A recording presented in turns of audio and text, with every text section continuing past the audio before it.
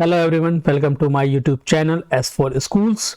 इस वीडियो में हम क्लास 10th के मैथमेटिक्स का जो फर्स्ट चैप्टर है रियल नंबर्स, उसकी जो बेसिक्स डिटेल्स है उसके बारे में हम इस वीडियो में लर्न करेंगे। ये वीडियो जो है आगे की एक्सरसाइज को सॉल्व करने के लिए बहुत ही हेल्पफुल होगा। सपोज हम कोई भी नंबर्स को किसी लाइन पर अगर हमें रिप्रेजेंट करना है तो उसे हम कैसे करेंगे। सबसे पहले सेंटर में हम 0 लिखेंगे। Right hand side 1 2 3 4 5 positive numbers, left hand side -1 -2 -3 -4 -5 negative numbers. तो इस तरह से हम लाइन के ऊपर नंबर्स को रिप्रेजेंट करते हैं। फिर अगर नेचुरल नंबर्स की हम बात करें तो नेचुरल नंबर्स को जो है वो हम n से डिनोट करते हैं। नेचुरल नंबर्स वो 1 से स्टार्ट होते हैं और इन्फिनिटी तक उन्हें हम लिख सकते हैं। अगर हम होल नंबर्स की बात करें, होल नंबर्स को हम W से डिनोट करते हैं। उन्हें हम 0 से स्टार्ट करते हैं और उसे हम इन्फिनिटी तक लिख सकते हैं 1 2 3 4 5। कहने का मतलब है नेचुरल नंबर्स जो है वो 1 से स्टार्ट करते हैं, होल नंबर्स हम 0 से स्टार्ट करते हैं। इंटीजर्स की अगर हम बात करें तो इंटीजर्स को जो है हम Z से डिनोट करते हैं। माइनस इनफाइनाइट से शुरू होता है, -3 -2 -1 0 से लेके 1 2 3 से लेके इनफाइनाइट तक इंटीजर्स को हम लिख सकते हैं। अगर अब हम रेशनल नंबर की बात करें, रेशनल नंबर जो होता है कोई भी नंबर जिसे हम P/Q के फॉर्म में रिप्रेजेंट कर सकें, ये इसकी पहली कंडीशन है। दूसरी कंडीशन है जहां पर Q not is equal to 0 होना चाहिए और P और Q जो कि एक इंटीजर है उनका no common factor other than 1, एक के अलावा उनका कोई भी कॉमन फैक्टर नहीं होना चाहिए। सपोज अगर हम एग्जांपल ले लें तो हम लेते हैं 3/4। तो 3/4 जो है वो P/Q के फॉर्म में है। Q not is equal to 0 है और इनका कॉमन फैक्टर 1 के अलावा कोई भी नहीं है। ऊपर जो हमने नेचुरल नंबर पढ़ा, होल नंबर पढ़ा और इंटीजर्स पढ़े, वो सभी रेशनल नंबर के अंदर आते हैं। दे इंक्लूड्स रेशनल नंबर्स। अगर हम इक्विवेलेंट रेशनल नंबर की बात करें तो हम सपोज 1/2 एक रेशनल नंबर लेते हैं। उसका इक्विवेलेंट रेशनल नंबर लिखना हो तो 10/20, 25/50 ये इसके इक्विवेलेंट रेशनल नंबर है। क्यों? क्योंकि 25 1 जा 25, 25 2 जा 50, अगेन इट इज 1/2। तो ये इसके इक्विवेलेंट रेशनल नंबर्स हैं। हमने जो ऊपर नंबर्स पढ़े, होल नंबर, इंटीजर्स, इनके ऊपर से कुछ स्टेटमेंट है वो ट्रू या फॉल्स हैं, उसके बारे में हम देखेंगे। पहला चीज जो है, every whole number is a natural number. Every whole number is a natural number, ये रॉन्ग स्टेटमेंट है क्योंकि होल नंबर्स जो है वो 0 से स्टार्ट होते हैं, 0 1 2 3, जबकि नेचुरल नंबर्स जो हैं वो 1 से स्टार्ट होते हैं। तो नेचुरल नंबर्स में 0 नहीं होता है, इसलिए every whole number is a natural number, ये स्टेटमेंट रॉन्ग है। Every integer is a rational numbers, ये स्टेटमेंट जो है वो सही है क्योंकि कोई भी इंटीजर, सपोज हमने एक इंटीजर लिया 3, उसके नीचे हम 1 लिख सकते हैं। तो ये P/Q के फॉर्म में हो गया, जो रेशनल नंबर की पहली कंडीशन है। यहाँ पर Q not is equal to 0 है, रेशनल नंबर की दूसरी कंडीशन। और 3 और 1 का कॉमन फैक्टर जो है वो सिर्फ 1 ही है, उसके अलावा और कोई नहीं है। इसके लिए every integer is a rational number, ये स्टेटमेंट जो है वो ट्रू है। Every rational number is a integer means हर एक रेशनल नंबर इंटीजर है, ये स्टेटमेंट रॉन्ग है क्योंकि रेशनल नंबर, जैसे मैंने 3/4 रेशनल नंबर लिखा, तो रेशनल नंबर तो है लेकिन ये इंटीजर नहीं है, क्योंकि इंटीजर जैसे कि हमने ऊपर देखा -3 -2 -1 0 1 2 3, इस तरह से हम इंटीजर्स को लिखते हैं। जो फोर्थ है, all the natural numbers are whole numbers, ये सही है। सभी नेचुरल नंबर होल नंबर है क्योंकि होल नंबर्स 0 से स्टार्ट होते हैं, नेचुरल नंबर 1 से स्टार्ट होते हैं, तो सारे के सारे नेचुरल नंबर्स होल नंबर्स में आ जाते हैं। जो फिफ्थ है, all the integers are whole numbers, ये स्टेटमेंट जो है वो रॉन्ग है क्योंकि होल नंबर जो है वो 0 1 2 3 ऐसे लिखते हैं, जबकि इंटीजर्स जो है उनकी वैल्यू माइनस में भी होती है, -3 -2 -1 0 1 2। उस वजह से ये स्टेटमेंट जो है रॉन्ग है क्योंकि होल नंबर्स में माइनस वैल्यूज नहीं होती हैं। अब हम इरेशनल नंबर की बात करेंगे। ऐसा कोई भी नंबर जिसे हम P/Q के फॉर्म में ना लिख सकें, जहां P और Q इंटीजर हैं और Q not is equal to 0 है, वो सभी के सभी इरेशनल नंबर हैं। एग्जाम्पल की अगर हम बात करें तो √2 √3 √5 पाई 0.10 110 110 इस काइंड के नंबर। अब हम रियल नंबर्स की बात करें तो कॉम्बिनेशन ऑफ रेशनल और इरेशनल नंबर्स जो हैं वो रियल नंबर्स हैं। अब हम रेशनल और इरेशनल नंबर्स जो हैं उसके कुछ केस लेके कोई भी नंबर को हम किस तरह से पहचानेंगे कि वो रेशनल नंबर है या इरेशनल नंबर है, उसकी कुछ और भी कंडीशंस हैं, वो हम नेक्स्ट पेज में देखेंगे। हमने पहला केस लिया 7/8। इसको जब हम सॉल्व करेंगे तो हमारे पास जो वैल्यू आएगी वो 0.875 है। 1/2 को जब हम सॉल्व करेंगे तो 0.5 हमारे पास वैल्यू आएगी। सपोज हमने 2 ऐसे लिया, इसको पॉइंट लगा के हमने 0 लगाया, 2 5 10 मीन्स 0.5 आया। यहाँ पर जो हम देख रहे हैं वो ये है कि डेसिमल पॉइंट जो है वो टर्मिनेट हो रहा है, मीन्स उसका कोई एक सॉल्यूशन आ रहा है। केस 1 में हमने ये नोटिस किया, ध्यान रखिएगा। केस 2 में हमने क्या नोटिस किया कि 10/3 जब इसको हम सॉल्व करते हैं तो 3.333 कंटिन्यूस आता रहता है, मीन्स ये जो है वैल्यू जो है 3 की ये रिकर हो रही है। ठीक है, इसको लिखने का तरीका है जो भी पर्टिकुलर नंबर रिकरिंग हो रहा है उसके ऊपर हम बार लगा देते हैं। ये कैसे हो रहा है, सपोज हमने 3 से 10 को डिवाइड किया, 3 3 जा 9, 1 आया, पॉइंट लगाया, 0 लिखा, 3 3 जा 9, 1 आया, फिर 0 लगाया, 3 3 जा 9। ये प्रोसेस जो है वो कंटिन्यूस चलती रहेगी। मीन्स सेकंड केस में हमने देखा कि डेसिमल पॉइंट जो है वो टर्मिनेट नहीं हो रहा है लेकिन रिकर हो रहा है, एक पर्टिकुलर जो नंबर है वो बार बार आ रहा है। इसमें भी हम देख सकते हैं 1/7 को जब हम सॉल्व करेंगे तो 0.142857, यहाँ पर ये नंबर जो है वो रिकरिंग हो रहा है बार बार इसका, और ये डेसिमल पॉइंट जो है वो टर्मिनेट नहीं हो रहा है। मतलब केस 1 में हमने देखा कि डेसिमल पॉइंट टर्मिनेट हो रहा है, केस 2 में हमने देखा डेसिमल पॉइंट टर्मिनेट नहीं हो रहा है लेकिन रिकर हो रहा है। तो इससे जो कंक्लूजन आया कि ऐसा कोई भी नंबर जिसका डेसिमल एक्सपांशन टर्मिनेट हो रहा हो या फिर नॉन टर्मिनेट और रिकर हो रहा हो तो उन सभी को हम रेशनल नंबर कहेंगे। मतलब अगर हमें सपोज कोई भी नंबर दिख जाता है जिसका डेसिमल एक्सपांशन टर्मिनेट हो रहा है तो वो रेशनल नंबर है। दूसरी कंडीशन क्या है, डेसिमल एक्सपांशन टर्मिनेट नहीं हो रहा है लेकिन रिकर हो रहा है तो वो भी रेशनल नंबर है। अब हम इरेशनल नंबर की कंडीशन देखें कि कोई भी ऐसा नंबर जिसका डेसिमल एक्सपांशन जो है ना तो टर्मिनेट ही हो रहा है और ना ही नॉन रिकरिंग, ना ही रिकर हो रहा है, तो वो सभी नंबर्स जो हैं वो इरेशनल नंबर्स हैं। जैसे कि हम यहाँ पर देखें 0.1010, यहाँ पर एक तो डेसिमल पॉइंट टर्मिनेट नहीं हो रहा है और कोई भी रिकर मतलब कोई पैटर्न भी नहीं है। सिमिलरली √2 के लिए भी है, पाई के लिए भी सिमिलरली है। पाई की जो हम वैल्यू लिखते हैं 22/7, ये इसकी अप्रोक्सीमेट वैल्यू है। यहाँ इसकी एक्चुअल वैल्यू 3.41592, यहाँ पर ये इसका डेसिमल एक्सपांशन टर्मिनेट भी नहीं हो रहा है और ना ही रिकर हो रहा है। तो ये दो इंपॉर्टेंट चीजें थी। अगर हम प्राइम नंबर्स की बात करें, यहाँ पर ये जो कुछ टर्म्स हैं ये इस चैप्टर्स में आएंगी तो उस टर्म्स के बारे में हमें पता होना चाहिए। प्राइम नंबर की अगर हम बात करें तो प्राइम नंबर ऐसा नंबर होता है जिसका जो या तो सिर्फ 1 से डिविजिबल हो, या फिर खुद इटसेल्फ मीन्स या तो फिर अपने आप से डिविजिबल हो, या तो 1 से डिविजिबल हो या अपने आप से डिविजिबल हो इटसेल्फ, उसे हम प्राइम नंबर्स कहते हैं। सपोज हमने एग्जांपल लिया 7 का, 7 जो है वो किससे डिविजिबल है, 7 है, या फिर या तो वो 1 से डिविजिबल है या 7 से डिविजिबल है। ये सिर्फ दो ही चीजों से डिविजिबल है, इसलिए 7 जो है वो प्राइम नंबर है। सिमिलरली हम 11 की अगर बात करें तो 11 जो है वो या तो 1 से डिविजिबल है या 11 से डिविजिबल है। मीन्स प्राइम नंबर्स हम किन्हें कहते हैं, या तो फिर जो खुद से डिविजिबल हो या 1 से डिविजिबल हो, वो प्राइम नंबर्स हैं। को प्राइम नंबर की अगर हम बात करें, वो को प्राइम नंबर्स और प्राइम नंबर्स में any whole number greater than 1 होना चाहिए, वो प्राइम नंबर्स में आएगा। सेकंड कंडीशन मीन्स अगर प्राइम नंबर की बात करें तो कोई भी ऐसा होल नंबर जो ग्रेटर देन 1 हो और divisible by 1 and itself defined as a prime numbers. जैसे 5 प्राइम नंबर है, ग्रेटर देन 1 है, 7 प्राइम नंबर है, ग्रेटर देन 1 है। अब हम क्रो प्राइम नंबर्स की अगर हम बात करें तो को प्राइम नंबर जो है वो पेयर होती है।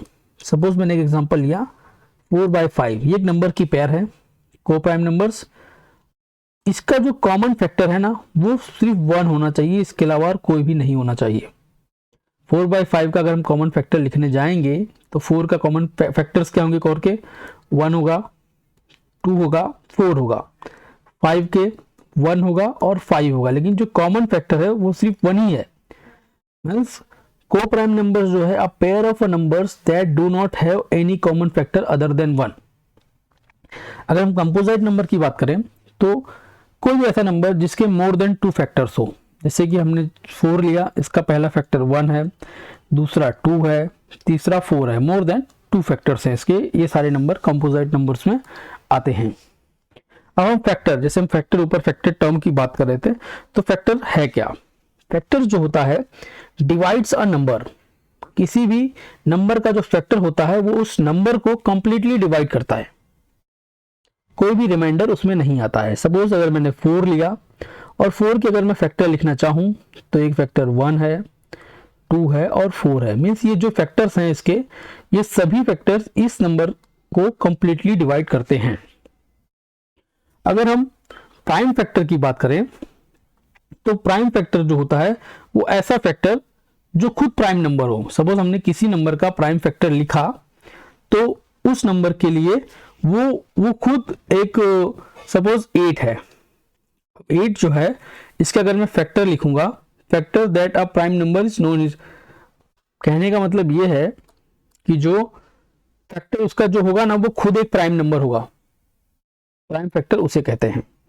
अब हम प्राइम फैक्टराइजेशन मेथड की अगर हम बात करें तो प्राइम फैक्टराइजेशन मेथड जो है उसमें क्या होता है कि process of finding the prime numbers, मतलब प्राइम फैक्टराइजेशन मेथड में हम ऐसे प्राइम नंबर्स हम ढूंढेंगे जिनको अगर हम मल्टीप्लाई कर दें तो वो नंबर हमें खुद मिल जाएगा, which are multiplied to get original numbers. इसका जो है वो मैं आपको आगे एग्जांपल देके मैं आपको समझाता हूं। जैसे कि देखिए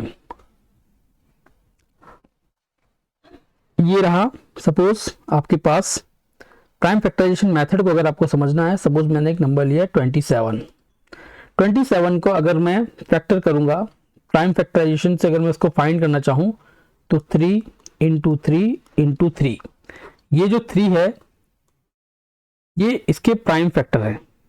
ठीक है, प्राइम फैक्टर की डेफिनेशन जैसे भी हमने ऊपर देखी कि प्राइम फैक्टर जो है वो खुद एक प्राइम नंबर होता है।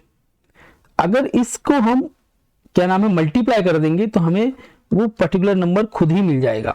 जैसे कि अगर आप वापस से देखेंगे तो process of finding a prime numbers, process of finding a prime numbers means कहने का मतलब जो है मेरा वो 27 मैंने नंबर लिया, process of finding prime numbers which are prime numbers is 3 into 3 into 3, ये इसके प्राइम नंबर्स हो गए, which are multiply to get original number. अगर हम इन तीनों को मल्टीप्लाई कर देंगे तो उसका ओरिजिनल नंबर आ जाएगा।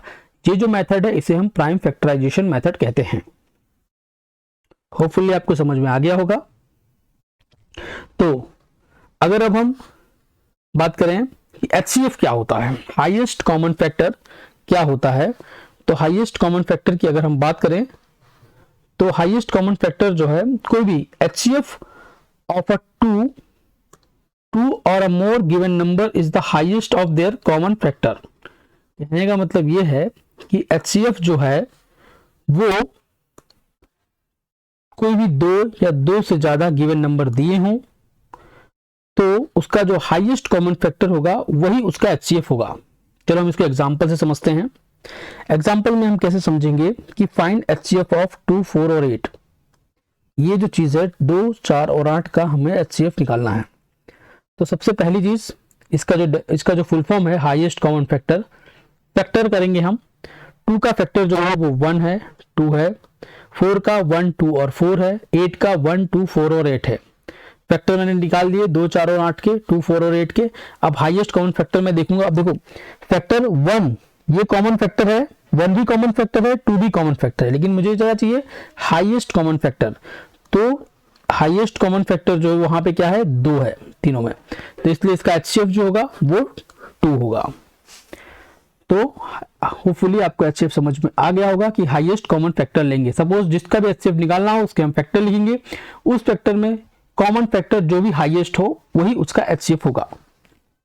अब HCF निकालने की एक दूसरी मेथड भी है कि सपोज अब मुझे 27 और 45 का HCF निकालना है प्राइम फैक्टराइजेशन मेथड से, जो भी मैंने ऊपर जिसकी डेफिनेशन आपको बताई थी। सबसे पहली चीज मैंने क्या किया कि 27 और 45 का प्राइम फैक्टराइजेशन किया 3 इंटू 3 इंटू 3। अब आपको प्राइम फैक्टराइजेशन आप कैसे फाइंड करेंगे, अगर आपको ये देखना है तो आपने यहाँ 27 लिखा, आपने इसको 3 से डिवाइड किया, 3 9 जा, 3 3 जा, 3 1 जा, तो ये 3 3 3 इस तरह से आपने उसका प्राइम फैक्टराइजेशन किया।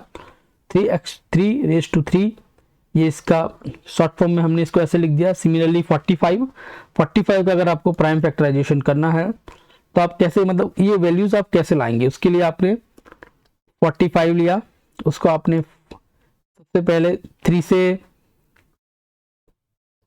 सबसे पहले आपने उसको 3 से डिवाइड किया, 3 1 जा 3, 3 5 जा, अगेन 3 से, 3 5 जा 15, अगेन 5 से, 5 1 जा 5, मतलब 3 into 3 into 5, 3 raise to 2 into 5। ये मैंने उसका पहले प्राइम फैक्टराइजेशन से मैंने ये वैल्यूज उसकी फाइंड कर ली। अब मैं इसका HCF निकालने के लिए मैं क्या करूंगा कि मैं देखूंगा इन दोनों में कॉमन कौन सी टर्म है। इनमें जो कॉमन टर्म है वो 3 है। अब सेकेंड थिंग जो मैं देखूंगा कि इसमें सबसे कम एक्सपोनेंशियल किसकी है, तो इसमें 3 के स्क्वायर है, 3 का 3 है, 3 का स्क्वायर है, तो हम सबसे कम वाला लेंगे, तो 3 का स्क्वायर जो है वो 9 हो गया, इसलिए इसका HCF जो है वो 9 आएगा 27 और 45 का। अब अगर हम LCM की बात करें, लीस्ट कॉमन मल्टीपल, LCM जो है LCM of a 2 or more given number is the lowest of their common multiple.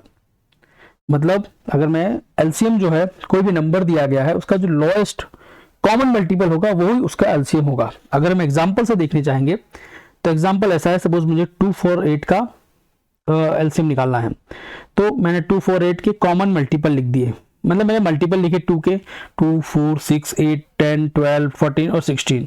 Similarly 4 का मैंने लिखा 4 8 12 16 20 24 28 32। 8 का मैंने लिखा 8 16 24 32, मतलब मैंने मल्टीपल लिख दिए। पहला काम मैंने ये किया। दूसरा मुझे क्या चाहिए, लीस्ट कॉमन।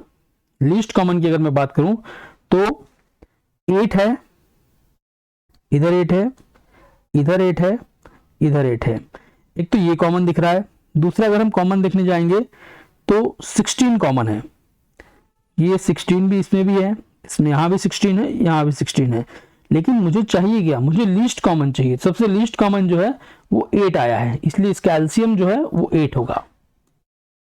होपफुली आपको समझ में आ गया होगा। सबसे पहले मैं क्या करूंगा, मल्टीपल लिखूंगा, उसके बाद में जो सबसे लीस्ट कॉमन मल्टीपल है, लीस्ट कॉमन मल्टीपल वो होगा, वो उसका LCM होगा। ये मेथड हो गई LCM निकालने की।